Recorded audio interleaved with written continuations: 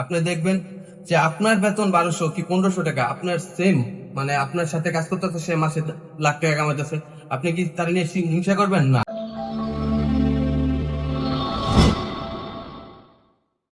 আসসালামু আলাইকুম।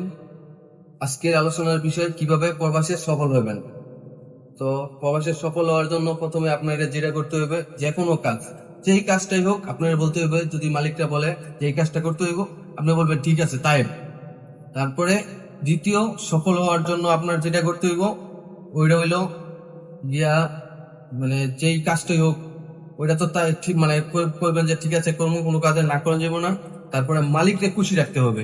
মালিককে যদি আপনি খুশি রাখেন, যেই কাজটা করতে ধরেন আপনার বাংলাদেশের টাকায় অনুকরণ ধরেন সৌদি আরবের 5-10 হাজার রিয়াল, ওই কাজটা কিন্তু এমনিতে ফ্রিতে হয়ে যাবে মালিক চাইলে। আপনার এই দেশের 5-10 হাজার রিয়ালে কিন্তু আপনার অনেক টাকা, কিন্তু তাদের কাছে এই 5-10 হাজার রিয়াল কোনো টাকাই না, তারা আপনার এমনিতে দিয়ে দিব। এমন আমার অনেকবার দিছে।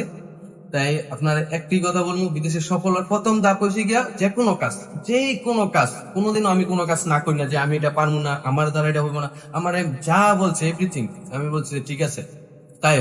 এইটা দ্বিতীয় কাজ হচ্ছে মালিককে খুশি রাখা। তৃতীয় যে কাজটা করবেন এটা হচ্ছে অপেক্ষা করবেন, সবুর করবেন। আপনি দেখবেন যে আপনার বেতন 1200 কি 1500 টাকা, আপনার সেম মানে আপনার সাথে কাজ করতেছে, সে মাসে লাখ টাকা কামাইতেছে।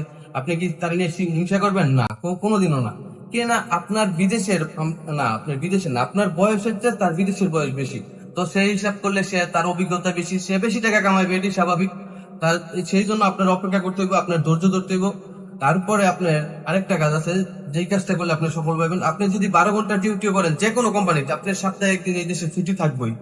তো সপ্তাহে একদিন ছুটি ধরেন না হয়ে দিল, আপনি 7 দিন 7 দিনের ডিউটি করতেছেন, আপনার যদি 12 ঘন্টা ডিউটি, তারপরে 12 ঘন্টা ডিউটি করে যখন রুমে আসবেন, তখন আপনি যদি কোনো কাজ জানা থাকে, কাজ না জানা থাকলে আপনি যদি কোনো পরিচিত লোক থাকে, তখন তারে কি করবেন, যাই মনে করেন অনেক কাজ জানে, তার সাথে মানে যাওয়ার চেষ্টা করবেন যে না ভাই আমাকে একটু কাজ নিয়ে মানে কাজ শিখাতো না, আমার টাকা পয়সা দিতে হইব না।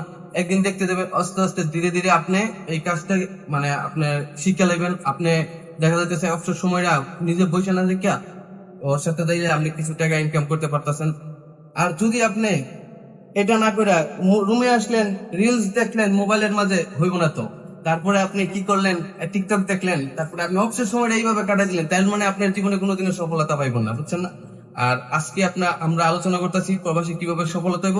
নেক্সট ভিডিও যেটা কালকে আসবে ইনশাল্লাহ, কালকে পরশু আমি সময় পেলে ওই কালকের ভিডিওতে আমরা আলোচনা করব কোন বিষয়তে আইলে কেমন টাকা, কি কাজ করলে বিদেশে আপনার মানে কোন কোম্পানি ভালো, কোন কোম্পানির স্যালারি কেমন, কার মাধ্যমে আসবেন, কি কাজ শিখে আসবেন, কি কাজে মানে আপনি আসলে ভালো হবে, কোন কাজটা করলে আপনার ভালো হবে, কি কাজে আসবেন মানে কি বিষয়ে আসবেন, সবকিছু মানে কোন বিষয়ে আসতে আপনার কত টাকা লাগবে, কোন কাজে এই দেশে কেমন স্যালারি, কোন কোম্পানির কি সুযোগ সুবিধা, এই আলোচনা নেক্সট ভিডিওতে হবে ইনশাল্লাহ।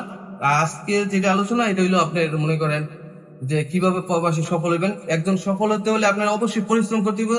আর যেটা সবচেয়ে ইম্পর্টেন্ট যেটা এটা হইলো, কোনোদিনও আপনি ইয়া করতে পারবেন না যে না কোনো কাজকে ছোট করতে পারবেন না। এই দেশে আমি ভাই কত কাজ করছি, আমার বন্ধু বান্ধব যারা আছে হয়তোবা তারা দেখতেছে আমি ঘুরতেছি ফিরতেছি, কিন্তু আমি জীবনে যে কাজ করছি, আমি আমার বিশ্বাস কেউ জীবনে ওই কাজ করবো না। আমি এমন রাত গেছে আমি 2 ঘন্টা ঘুমায়া সারা রাত কাজ করছি, সারা রাত তো কাজ করছি এমন আমার বন্ধুরাও আমার সাহায্য করছে। তারপর আমার খালাতো ভাই এই দেশে আইছিল আগামী বছর, সে তো আমার সাথে ছিলই। সে আমার কাছে দেখছে, সে বলছে যে তোরে তো দেখলে বোঝা যায় না তুই এমন পরিশ্রম করিস। আসলে ভাই বাস্তবে আমি ভাই প্রচুর পরিশ্রমী একটা মানুষ, আমি ভাই প্রচুর কাজ করছি।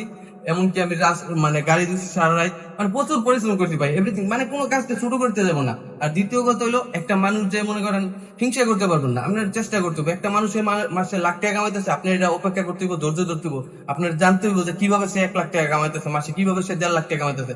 আপনার অপেক্ষা করতে হবে, সবুর করতে হবে। তারপরে দেখবেন একদিন ইনশাল্লাহ আপনিও কামাইতে পারতেছেন। তাই আপনার অপেক্ষা করতে, আমি একটাই কথা বলবো যে না আপনি এই দেশে আসার পরে ধৈর্য হারা হইলেও হইব না, আপনার অপেক্ষা করতে হইব, আপনার কাজ শিখতে হইব, আপনার ভাষা বুঝতে হইব।